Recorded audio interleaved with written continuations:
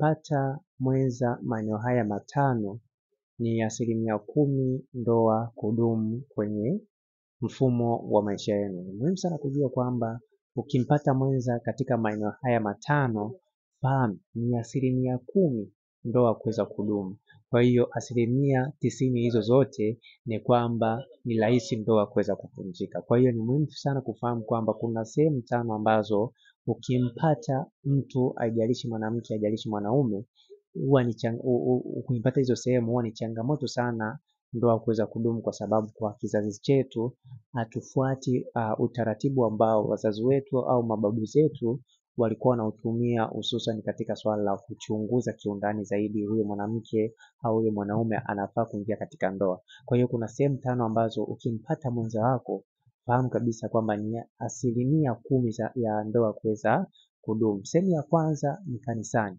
Ni muhimu sana kujua kwamba watu wengi, haijalishi wanaume haijalishi wanawake, wanaenda kanisani kwa sababu ya utaratibu. Kwa hiyo kama utampata mwenza kanisani katika hii sehemu, yani sehemu ya kanisani, fahamu kwamba ni 10% ya kuweza kudumu katika hiyo ndoa, kwa sababu kuna watu wana tabia fulani mbovu lakini wanaenda kanisani. Kwa hiyo kwa sababu ya kizazi chetu hatufanyi utafiti wa kumchunguza mtu kwamba huyu mtu anafaa kuolewa au hafai kuolewa. Kwa hiyo ukijikuta unamchagua mtu katika hii sehemu ya kanisani, fahamu kabisa kwamba ni 10% ya hiyo ndoa kuweza kudumu. Na pia sehemu ya pili ni barabarani.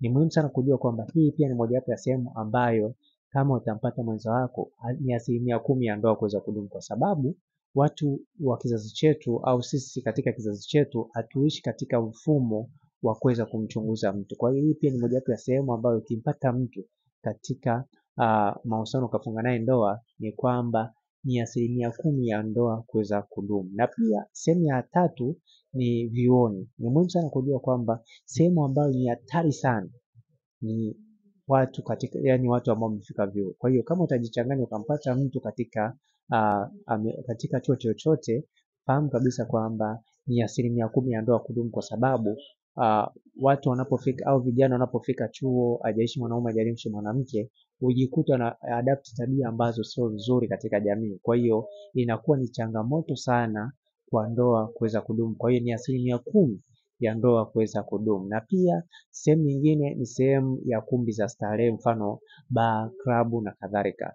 Hii pia ni mojawapo ya sehemu ambayo kama utapata mwanamke au mwenza wako katika sehemu hii, hajalishi mwanaume hajalishi mwanamke, ni kwamba ni 10% ya hiyo ndoa kuweza kudumu, kwa sababu ni sehemu ambayo ina watu ambao wana tabia ambazo hazieleweki. Kwa hiyo kama utajikuta hujui kuchunguza, utajikuta ndoa inamaliza mwezi mmoja alafu mmeachana, kwa sababu ni sehemu moja hapa ambayo ni hatarishi sana kuweza kumpata mtu sahihi wa kufunga naye ndoa. Na pia sehemu ya mwisho kabisa ni sehemu ya sherehe ya tukio fulani. Ni muhimu sana kujua kwamba hii pia ni mojawapo ya sehemu ambayo ukimpata mwenza wako na ukafunga naye ndoa, ni 10% ya ndoa kuweza kudumu, kwa sababu ni sehemu ambayo mtu anakuwa ameficha mambo yake, na kama ni sherehe ya kitu fulani ya dini, basi atajifanya kwamba ana pretend katika mambo ya dini. Kwa hiyo utajikuta wewe unaingia katika mahusiano na huyo mtu, hajalishi mwanaume hajalishi mwanamke,